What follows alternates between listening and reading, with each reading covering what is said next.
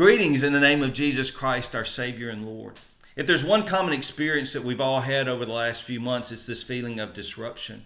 No aspect of our lives has remained untouched, and we've all struggled to adapt to new realities in our lives. Of course, some people have struggled and had to adapt to greater degrees than others, whether it relates to your job or the business that you work at or own, whether it has to do with loved ones who might have gotten sick, just the social distancing that we have to practice, all these other types of things. And of course, we know that the church has had to adapt as well. I don't think that any of us thought when we gathered in worship on May the 15th that we would be late in May and still not back in the building. I certainly didn't think that.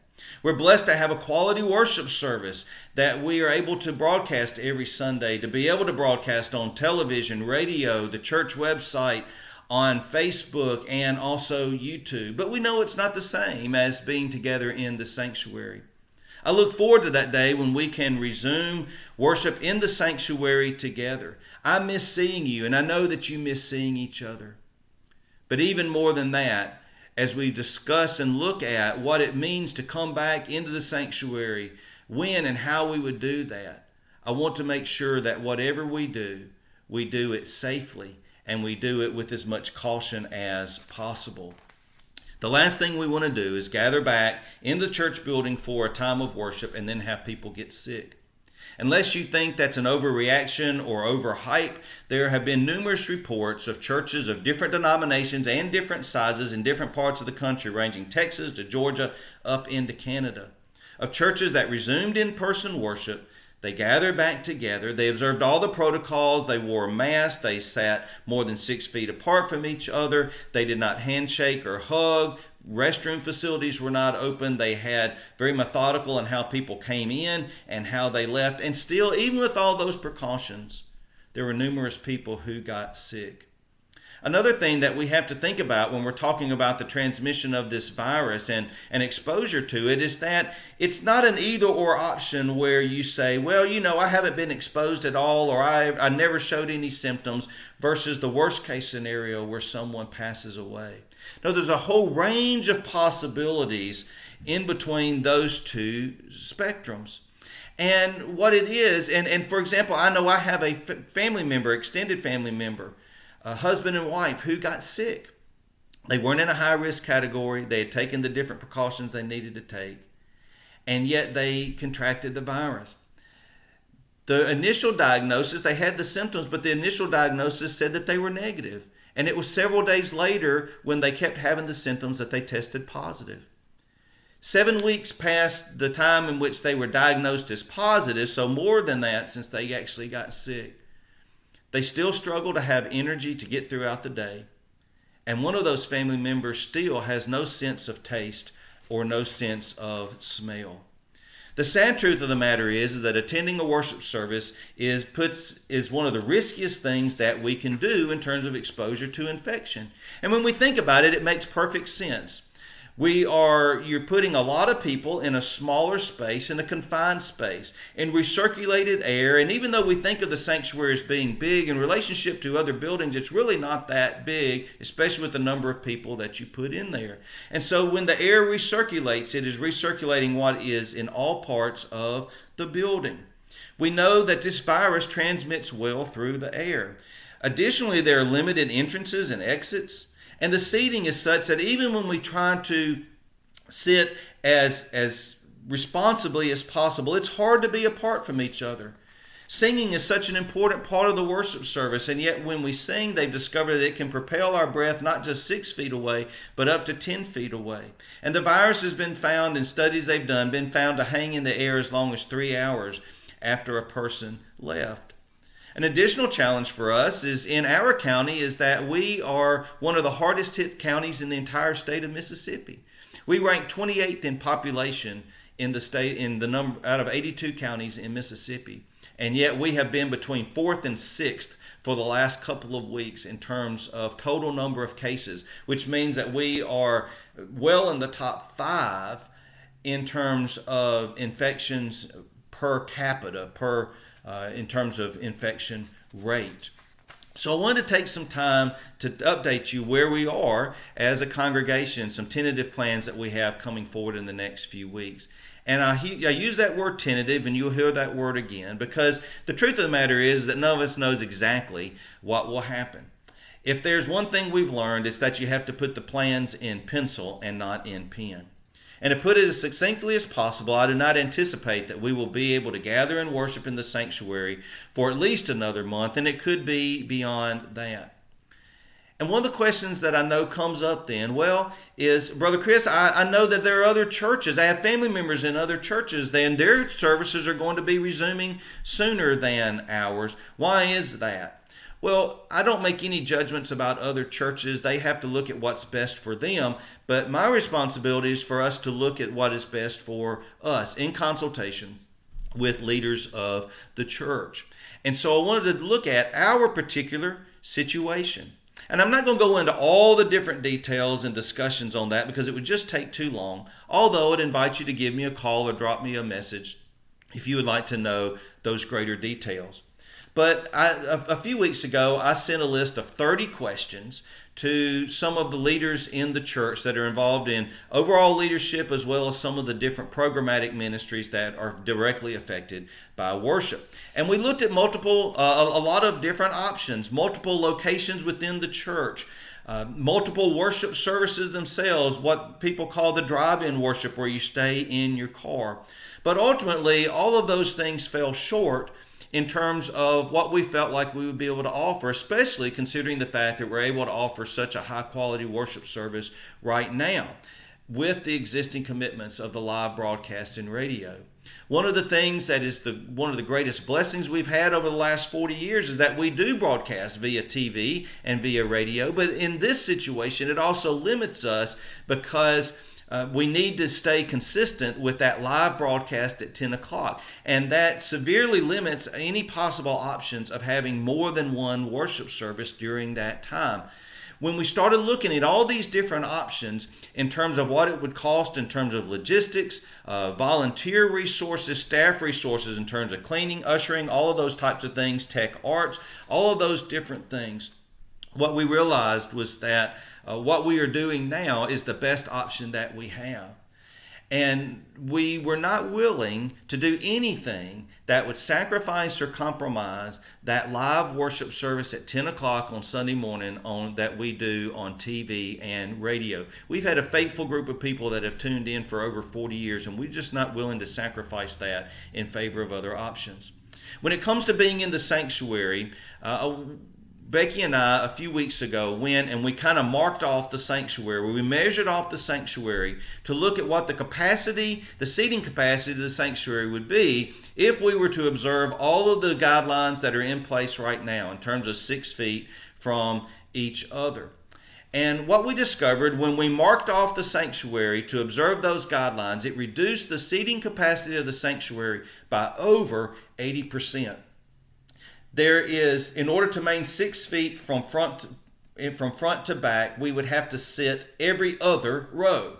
Well, that automatically eliminates more than 50%. And I'm just talking about downstairs. Upstairs, a whole nother matter because of the configuration of the pews and the fact that we have the tech art stuff up there and we don't want to infringe upon that either. But just getting in and out and the configuration of the pews up there. But just in the bottom section, we automatically reduce by 50%. Well, the pews themselves are about 18 feet long. And so if we are every other row this way, then we look at how are we when we are sitting on the same pew together. We need to maintain 6 feet. If we maintain a 6 foot distance there in the middle, which is the way you would have to do it, then that reduces, of the half pews that we would have left, that reduces the capacity of those by another 33%. And that is the best case scenario if we could put the maximum number of people on every pew. But we know we can't do that because the maximum number is between 6 and 8 depending on body size and all those things. But we know that if you have a single person that comes to worship or maybe just one person with a child, you can't sit them next to somebody else, a family member they haven't been quarantined with. So even under a best case scenario, and that would be with standing outside and waiting for somebody to usher you to a particular spot in the sanctuary that best fits the configuration of that space and basically treats the sanctuary as a big jigsaw puzzle. Even under that best case scenario, the seating capacity of our sanctuary is reduced by more than 80%. Well, we anticipate that more than 20% of you would want to come. And so then what we would have to look at is what happens if more people show up who want to come than we have seating for. Well, then we're going to have to turn people away. And would have to decide who could come to worship and who couldn't come to worship. What would be the criteria by which people would be able to attend worship? And that's just not a value. That's just not a road we want to go down. It's not a principle that I want us to employ. To say to one person, yeah, you can come to worship in the sanctuary, but another person you can't. Until we can do it in a manner that we feel like we can fit the number of people comfortably that would need to come and safely. We're just not willing to say to somebody, you can come, but another person you can't. But we're not sitting still. We've been working. You know, the ministry of the church have been going on. The daycare's been open. The staff has been working. We've been doing Facebook Live lessons or online small groups through Wednesday night. And I'm thankful to Joni Duncan for leading one of those groups. I'm continuing to do my lesson. Ryan and Jill have been working with the children in terms of children, youth, and lessons and activities they're having for them. Pat is working in terms of lining up stuff for worship and the melodious Mondays that he and Carol put on Facebook. We're going to continue worship-wise to broadcast in the same way that we've been worshiping since March the 22nd. What we're hoping to do in the next couple of weeks is to introduce a couple of online small groups that are related to our traditional Sunday school classes, for us to be able to have a time at least for some Bible study, although again we won't be able to be back in the building.